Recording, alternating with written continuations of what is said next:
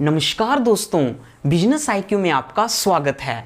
दोस्तों, mutual fund सही है कि सीरीज के पार्ट सेकंड में आज हम पढ़ने जा रहे हैं म्यूचुअल फंड के स्ट्रक्चर के बारे में। दोस्तों, म्यूचुअल फंड के स्ट्रक्चर को समझने से पहले हमें ये पता होना चाहिए कि म्यूचुअल फंड के रूल्स और रेगुलेशंस कौन बनाता है, कौन म्यूचुअल फंड को रेगुलेट करता है। तो दोस्तों, म्यूचुअल फंड को सेबी रेगुलेट करती है, सेबी। अब दोस्तों, सेबी क्या है? दोस्तों, SEBI securities and exchange board of India है, जो कि एक इंडिपेंडेंट बॉडी है जो पूरी इंडियन स्टॉक मार्केट को रेगुलेट करती है। अब दोस्तों, म्यूचुअल फंड जिन रूल्स पे काम करता है, जिन रूल्स के अकॉर्डिंग चलता है, वो रूल्स भी सेबी ही बनाती है। तो दोस्तों, चलते हैं अपने टॉपिक पे, जो है म्यूचुअल फंड के स्ट्रक्चर। तो दोस्तों, म्यूचुअल फंड में जो सबसे पहला और इंपॉर्टेंट पार्ट है वो है स्पॉन्सर। अब दोस्तों, स्पॉन्सर क्या होता है? दोस्तों, स्पॉन्सर ही वो सबसे पहला और इंपॉर्टेंट पार्ट होता है म्यूचुअल फंड में, जो कि म्यूचुअल फंड को क्या करता है? इस्टेब्लिश करता है। स्पॉन्सर ही होता है जो म्यूचुअल फंड को क्या करता है? इस्टेब्लिश करता है। दोस्तों, कोई भी फाइनेंशियल इंस्टीट्यूशन स्पॉन्सर बन सकता है म्यूचुअल फंड का, अगर वो उसके एलिजिबिलिटी क्राइटेरियाज, रूल्स और रिक्वायरमेंट्स को फुलफिल करे। दोस्तों, स्पॉन्सर बनने के लिए सेबी के कुछ रूल्स और क्राइटेरियाज को फुलफिल करना पड़ता है, तभी कोई फाइनेंशियल इंस्टीट्यूशन स्पॉन्सर बन पाता है। अब दोस्तों, स्पॉन्सर बनने के लिए क्या क्या क्राइटेरियाज हैं? दोस्तों, कोई भी फाइनेंशियल इंस्टीट्यूशन जो स्पॉन्सर बनना चाहता है और म्यूचुअल फंड को इस्टेब्लिश करना चाहता है, उसे कम से कम पिछले 5 सालों में फाइनेंशियल बिजनेस में होना चाहिए। फर्स्ट क्या आ गया हमारा? एटलीस्ट उसे पिछले 5 सालों में क्या होना चाहिए? फाइनेंशियल बिजनेस में होना चाहिए, जो भी फाइनेंशियल इंस्टीट्यूशन स्पॉन्सर बनना चाहता है। दोस्तों, दूसरा क्या रूल्स है? दूसरा ये है कि पिछले 5 सालों में हर साल उस फाइनेंशियल इंस्टीट्यूशन की नेटवर्थ क्या होनी चाहिए? पॉजिटिव होनी चाहिए। उसकी नेटवर्थ क्या होनी चाहिए? पॉजिटिव होनी चाहिए। और पिछले 5 सालों में हर साल, ईच ईयर, 5 सालों में हर साल उसकी नेटवर्थ क्या होनी चाहिए? पॉजिटिव होनी चाहिए। दोस्तों, तीसरा सबसे और इंपॉर्टेंट पॉइंट कि जितनी भी म्यूचुअल फंड में इन्वेस्टमेंट होगी, उसमें कम से कम जो स्पॉन्सर है उसकी 40% इन्वेस्टमेंट होनी चाहिए। यानी कि म्यूचुअल फंड में कम से कम 40% इन्वेस्टमेंट किसकी होनी चाहिए? स्पॉन्सर की होनी चाहिए। दोस्तों, जो भी फाइनेंशियल इंस्टीट्यूशंस इन रिक्वायरमेंट्स को फुलफिल करते हैं, उनको सेबी के द्वारा अप्रूवल सर्टिफिकेट दिया जाता है स्पॉन्सर का। अब दोस्तों, स्पॉन्सर बन जाने के बाद जो फाइनेंशियल इंस्टीट्यूशन है वो क्या करते हैं? 2 चीजें बिल्डअप करते हैं। फर्स्ट आ गया एएमसी और दूसरा आ गया हमारा ट्रस्टी। ये 2 चीजें बिल्डअप करते हैं स्पॉन्सर बनने के बाद। अब एएमसी और ट्रस्टी क्या है, इसे हम 1 बाय 1 समझने की कोशिश करेंगे। दोस्तों, एएमसी क्या होती है? दोस्तों, एएमसी एसेट मैनेजमेंट कंपनी होती है और इसका क्या काम होता है? दोस्तों, जितनी भी इन्वेस्टमेंट होती है इन्वेस्टर की, उसको जो मैनेज करती है वो एएमसी करती है। ये क्या करती है? हम जैसे इन्वेस्टर की जो इन्वेस्टमेंट है उसको अलग अलग स्टॉक्स में क्या करती है? इन्वेस्ट करती है। अब दोस्तों, अलग अलग स्टॉक्स में इन्वेस्ट करवाने के लिए हमें स्पेशलिस्ट की जरूरत पड़ती है। अब एएमसी क्या करती है? फंड मैनेजर्स को हायर करती है। Fund managers. अब ये फंड मैनेजर्स क्या करते हैं? ये फंड मैनेजर एएमसी के अंडर काम करते हैं और जितनी भी जो इन्वेस्टमेंट होती है म्यूचुअल फंड में, उसे क्या करते हैं? डिफरेंट स्टॉक्स में क्या करते हैं? इन्वेस्ट कर देते हैं। स्टॉक्स में इन्वेस्ट कर देते हैं और शेयर्स को, अलग अलग स्टॉक्स के शेयर्स को क्या कर लेते हैं? बाय कर लेते हैं। शेयर्स को क्या करते हैं? बाय करते हैं। अब दोस्तों, दूसरा हमारा साइड आती है ट्रस्टी की। अब दोस्तों, ट्रस्टी क्या होता है?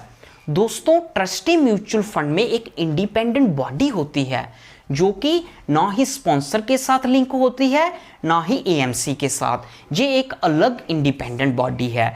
इसका क्या काम होता है, ये देखती है कि स्पॉन्सर कोई गड़बड़ी तो नहीं कर रहा म्यूचुअल फंड में, एएमसी कोई गलत काम तो नहीं कर रही, कोई इलीगल काम तो नहीं हो रहा। ये किसका काम होता है देखना, ये ट्रस्टी का काम होता है। ये क्या करती है, सेबी के रूल्स और रेगुलेशंस को क्या करती है, म्यूचुअल फंड में इंप्लीमेंट करती है। अब दोस्तों ट्रस्टी में 4 बोर्ड ऑफ डायरेक्टर्स होते हैं,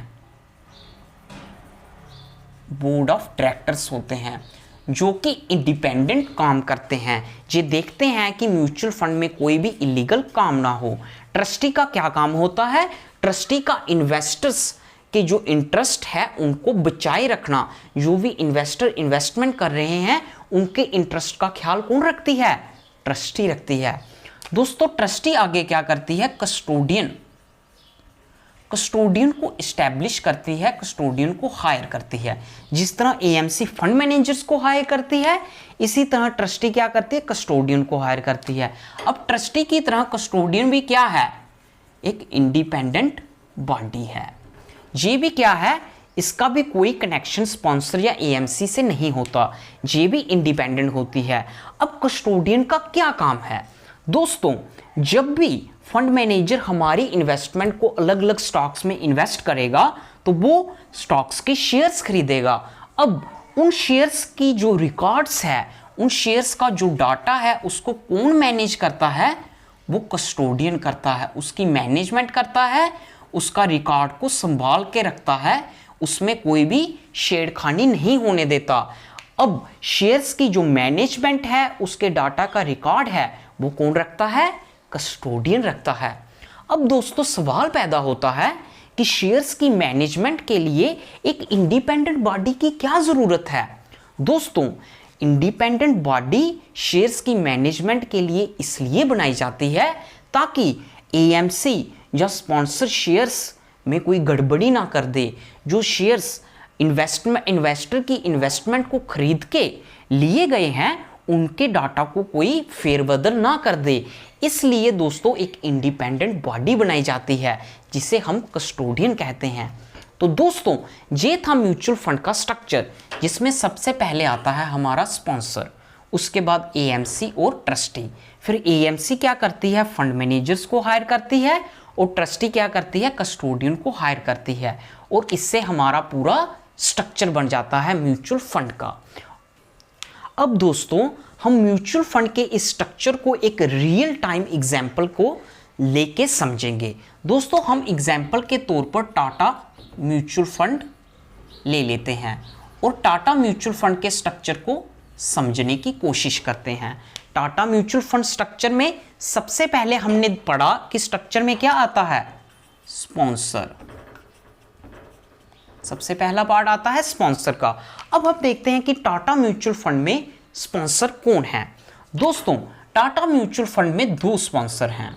स्पॉन्सर 2 भी हो सकते हैं, 3 भी हो सकते हैं, 1 भी हो सकता है, बहुत ज़्यादा भी हो सकते हैं। तो टाटा म्यूचुअल फंड का स्पॉन्सर कौन है, 2 हैं।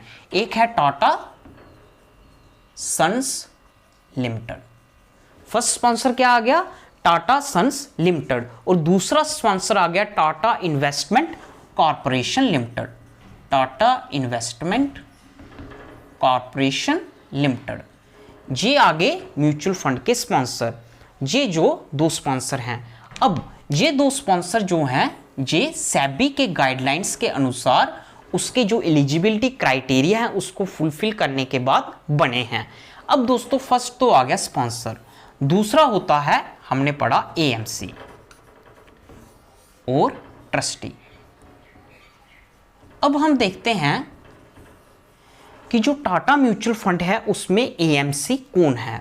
दोस्तों टाटा म्यूचुअल फंड में जो एएमसी है उसका नाम है टाटा एसेट मैनेजमेंट लिमिटेड। इसमें एएमसी क्या है, टाटा एसेट मैनेजमेंट लिमिटेड। ये क्या है, इसमें एएमसी है। ये क्या करेगी, टाटा एसेट मैनेजमेंट लिमिटेड हम जैसे इन्वेस्टर के पैसे को मैनेज करेगी और अलग अलग स्टॉक्स में इन्वेस्ट करेगी, जिसमें 40% इन्वेस्टमेंट किसकी होगी? टाटा सन्स लिमिटेड और टाटा इन्वेस्टमेंट कॉर्पोरेशन लिमिटेड।